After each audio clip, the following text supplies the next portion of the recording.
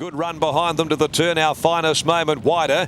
Then Fiddler's Elbow down on the rail. Cush in between those horses. Then is Moment of Love in the last trio included.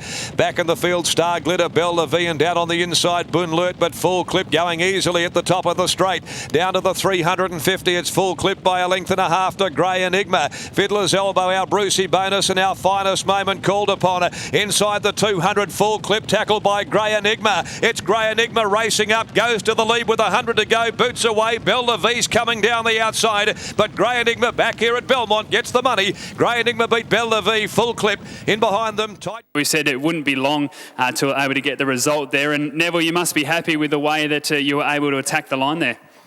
Yeah, Adam, he's always has a liking for the circuit here at Belmont Park, and I was pretty confident he'd go really well today because he'd sort of come off the back of a little freshen up, and he was running well at Ascot, but he was just unlucky and getting held up, and his style of racing didn't quite sort of suit the circuit. So I said to Mick, let's just give him a nice little freshen up and wait for the Belmont season to start. And this looked a nice race for him. The distance was right, etc. And he's come up with the goods. He'd worked really well leading into the race, so they're thinking he'd probably be pretty hard to beat today. You mentioned those lead-up races at Ascot, form lines behind Sasso Circus, and I'm feeling lucky. So you had to be confident with the speed on in the race that you knew to always run on and attack the line. Yeah, you know, he raced a bit closer than what we would have probably liked him to be, but being a bit fresh, he sort of jumped out on the bridle and finished up sitting behind the leader.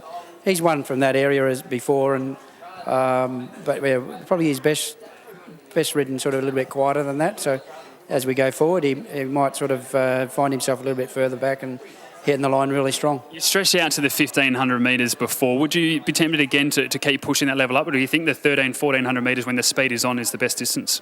To be honest, I think 1,200 is his best distance. I guess out of frustration, we took him up to the 15 just as a bit of a test, but he only got beat a couple of lengths, I think, that day. It wasn't a bad run, but he just, as I said, probably frustration at the end of it. And that's when we made the decision just to sit back and wait for Belmont. Must have been happy as well to see Chris back out here riding today.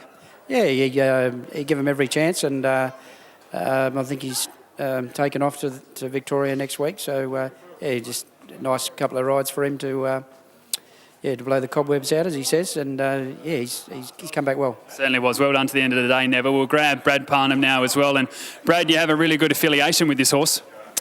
Yeah, He's obviously a horse that probably prefers Belmont, but I've had a little bit of luck with him, so I was glad to get him back here at this track for me, and he won really well. The freshen up from Dad clearly worked as well because you were able to sit a little bit closer today, but didn't lose that turn of foot. Yeah, exactly. I mean, the plan probably wasn't to sit so close, but when I found the back of Full Clip, I was pretty happy with that. You know, I just let that roll, and I knew it was always going to take me right into the straight, which it did, and then when I pulled off its back, I was lucky enough he had good enough sprint to get over the top. Good result, mate. Well done to the day. Thanks very much.